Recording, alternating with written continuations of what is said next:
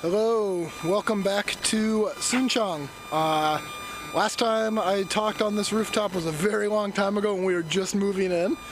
Now we've kind of been here for 3+ months, we've settled in, and 2 days ago was the first snow of the year. So we've come a long way since we arrived here in August.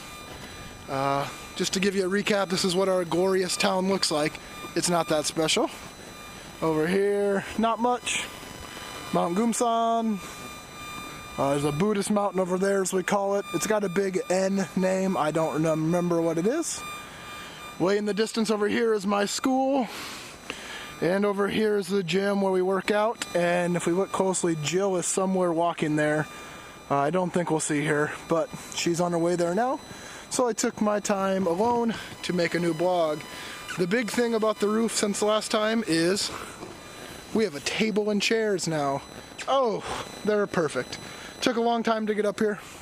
They were heavy. Trust me, they were very heavy. I was one of the two who carried them. But we got them from the neighboring bank who was just going to throw them out. So it was a definite bonus. So yeah, really quick, let's see. I think one of my fellow Americans is coming down the road. Let's just yell at her. Maybe we'll see. I think that's Tori. Hi, Tori. Tori's from Arizona. She's one of the fellow Americans in Suncheon. I'm filming a blog, and you happen to be walking up as I started. So, Tori is now officially credited in the blog. So, woo! Okay, so yeah, the epic people are just now getting home from class. She's actually getting home kind of late, but that's okay. She might have gone and done some things. It's 5:30. I think she stays late on Tuesdays. But anyway, so we got a table. Perfect. So now we can do this from the rooftop. Mainly, I'm just going to talk about two things that Joe and I have been up to recently.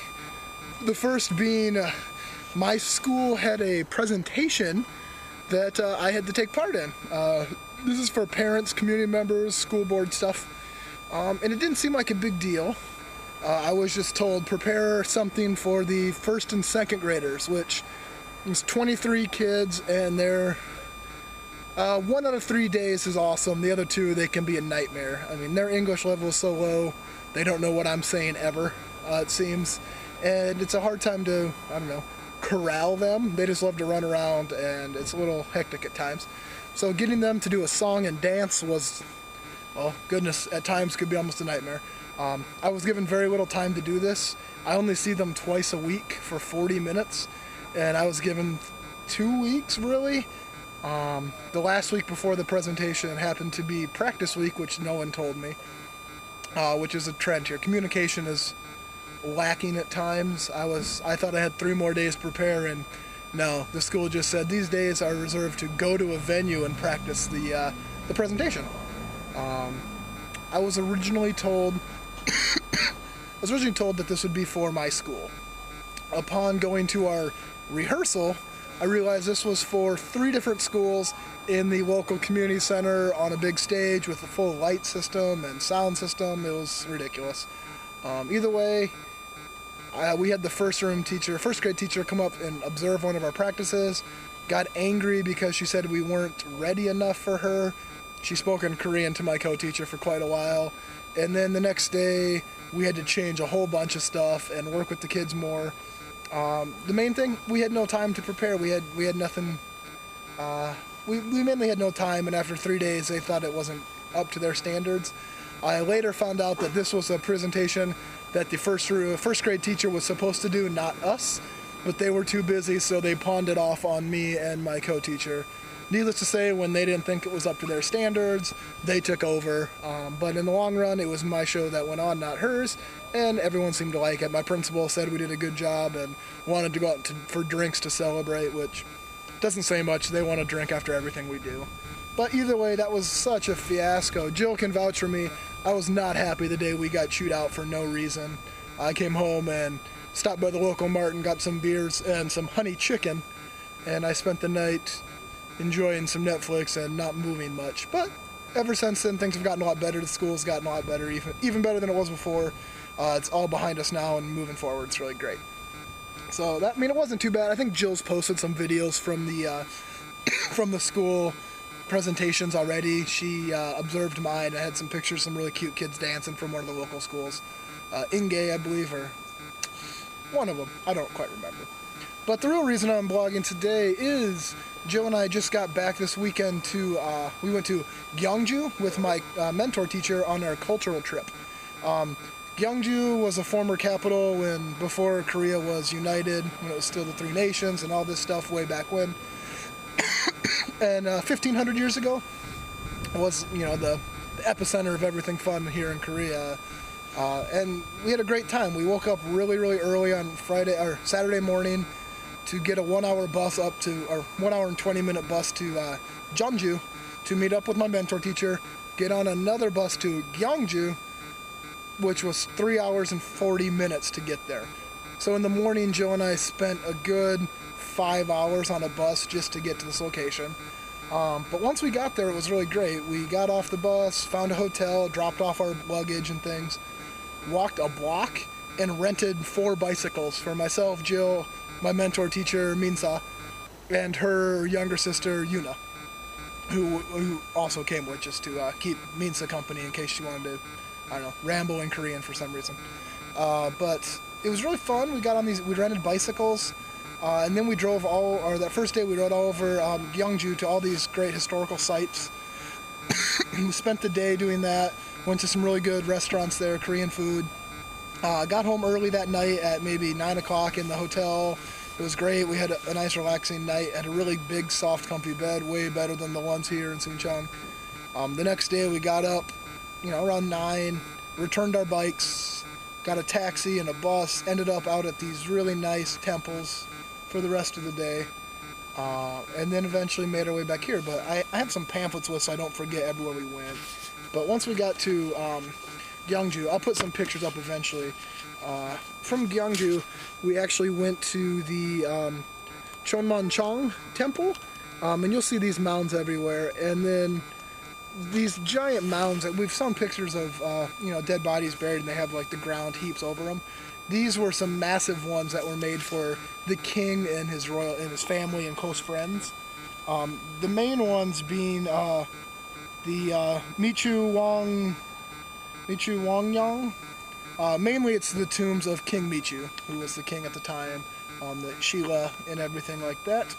And these mounds are massive. These are bigger than homes. They're huge. And we were able to walk through this huge field of just these mounds everywhere for the king, his family, close friends, I don't know who else, anybody he liked. I mean, there were so many of these. And then after that, at the same grounds, we went to the Heavenly Horse Tomb. That's Cheongmancheong. This tomb is unknown. Grave robbers have taken it out, but you can actually enter one of these giant mounds and see some of the relics that were left. They're behind glass and everything now, but how they built these structures is pretty amazing. You were able to see that and some of the gold and brass things that are left behind.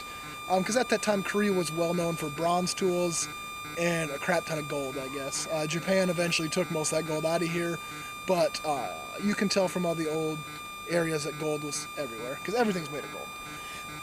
Including the gold crown of Cheongmancheong, which we also saw in one of those places. So we went to all these mounds.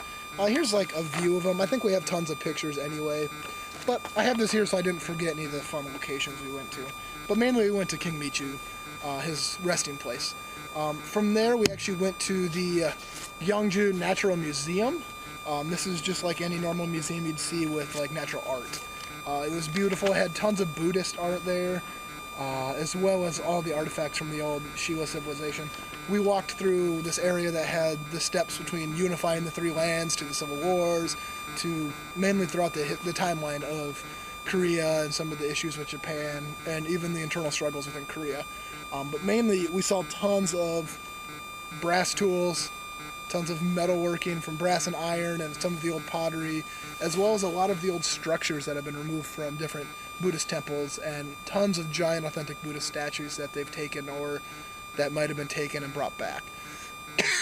So that was really most of the day Saturday. But on top of that, we also went to a few other little places that were just beautiful. I can't remember the name, so I'm going to look it up, sorry. Anapchi Pond? Anapchi Pond, Jill and I will post some pictures of this. There's this area that has numerous little little Buddhist-style temples. But around it has a still lake, around like a crescent-shaped lake around 3/4 of the area. That's perfectly still, and they have tree lines and lighting everywhere, and it casts a perfect reflection everywhere you look. It's just very beautiful. They light it up with like purple and blue and green lights, and you see the palace here, and then you see it inverted in the water, trees inverted everywhere. It's just beautiful. It's one thing that, I don't know, it's hard to, even the pictures don't capture how beautiful the area was. It's very nice. It was crowded and it was cold, but I think we got there just in time before it got too terrible out. But the area was just gorgeous.